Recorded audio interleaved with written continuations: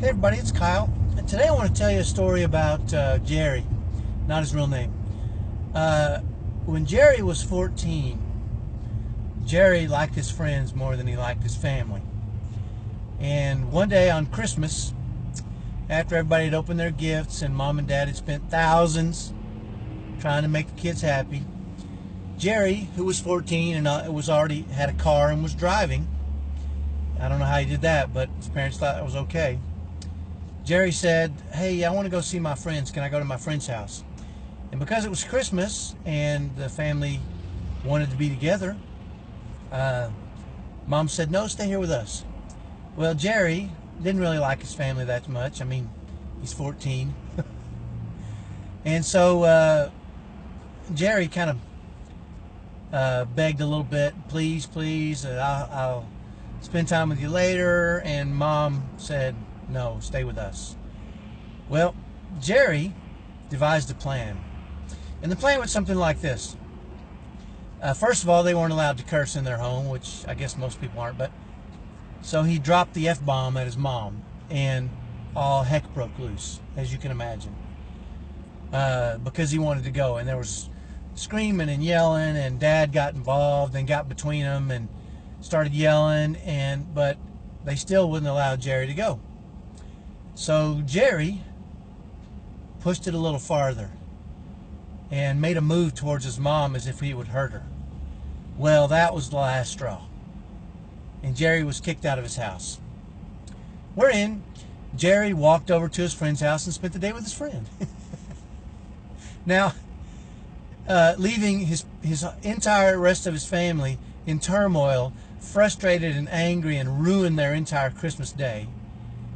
And Jerry was over at his friend's house having a great time the rest of the day. Now, I tell you this story because I met Jerry when he was about 24 and had been in and out of rehab a couple of times, had almost killed himself on an overdose, and was bragging about this story, about how he had manipulated his family. And you might be saying to yourself, well, what's that got to do with me? You know, my son is, let's say he's 11 and his name is Ricky, which is my son's name. Now it's getting personal, right? And let's say Ricky doesn't like to do his homework. And so we're doing spelling, and if he doesn't get a word right, and I say sound it out, and he doesn't want to because it's not fun, he throws the book at me and runs away. And so I get frustrated and tell him, "Come back, you're going to get your homework done today." And it becomes this turmoil thing, and I fight with him for a couple hours. And finally, when homework is done, I think, why in the world do I have to spend all day doing homework with my son if he just sit down and do it? You know, we've tried rewarding, we've tried all these things, and he doesn't seem to understand. He's just not getting it. And I want you to notice some of the similarities there, because we start setting these patterns with our kids kind of early. And, you know, heaven forbid they end up like Jerry and have these real serious problems. And it doesn't always happen. But I want to caution us that, and we had to work through this too with Ricky. Ricky hated homework and didn't really understand long-term consequences, or he was really, everything he did was based on immediate rewards and immediate reactions and immediate this and immediate that, and he didn't really understand, and he still kind of doesn't. He's now 15. The ideas behind those things, because he's on the autism spectrum. Interestingly enough, Jerry wasn't. Jerry is a typical kid, but still had these kind of issues. So this video is getting a little long already, but I want to caution you to set up some things in place at a young age that allow you and allow your kids to experience happiness and fun in your home, even while they're doing things they don't like. I'll give you a couple of examples real quick.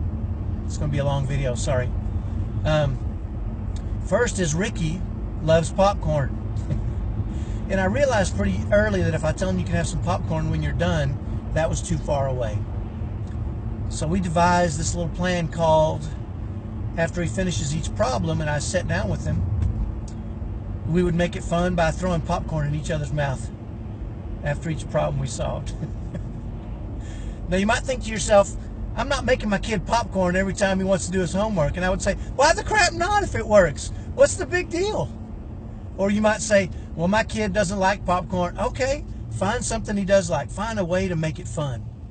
I remember when my 9-year-old twin, who's typical, doesn't read very well, and we first started to figure that out, it was very frustrating for him. And he would run away. Well, I would chase him around the house with his homework in my hand, laughing the whole time. And he realized he couldn't get away.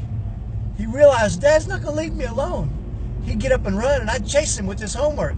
And he'd go in his room, and I'd walk in there and sit down with him and put the homework down, and I'd say, we're going to get this, we're going to figure it out. And then after he got to where he realized running away didn't help, he would still be a little frustrated and angry. And so, maybe I shouldn't say this, but I devised this plan that he loves attention. And so if he got a word right, I would smack him across the face like that. And the first time I did it, he's like, I got it right. I said, I know. When you get him right, I'm going to give you a little smack. And he thought that was the funniest thing ever. And I would say, spell hello. And he would spell it, and he would look at me real close, and I'd have my hand right here.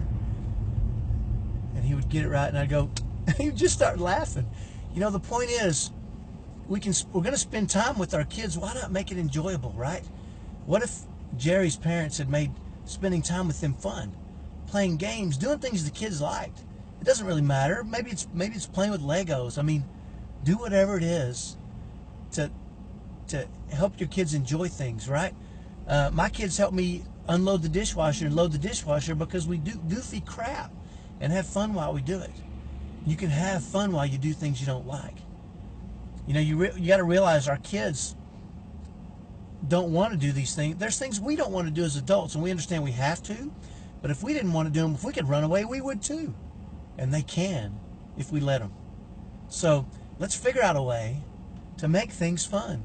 Figure out something that's immediate that we can do with them, whether it's throwing popcorn in their mouth, whether it's licking the salt off salt and vinegar chips and making faces. We've done that. There's a lot of things we can do to make these things fun and enjoy the time we sit down with our kids. I still have to sit down with Jack, my wife or I, for half an hour or an hour every day and do homework with him.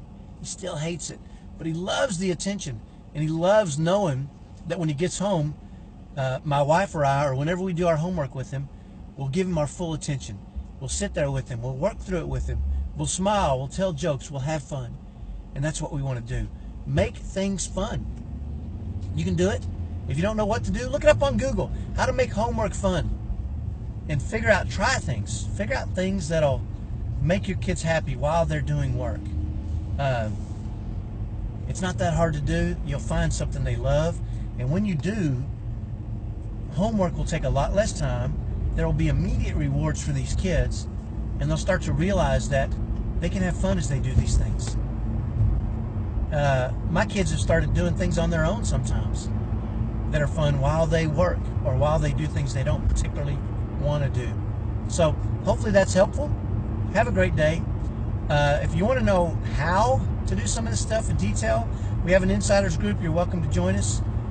Click on the link or just put in the comments you want to know more. I'll send you a link and we'll tell you how to join. So we'll talk to you next time. Have a great day. Bye-bye.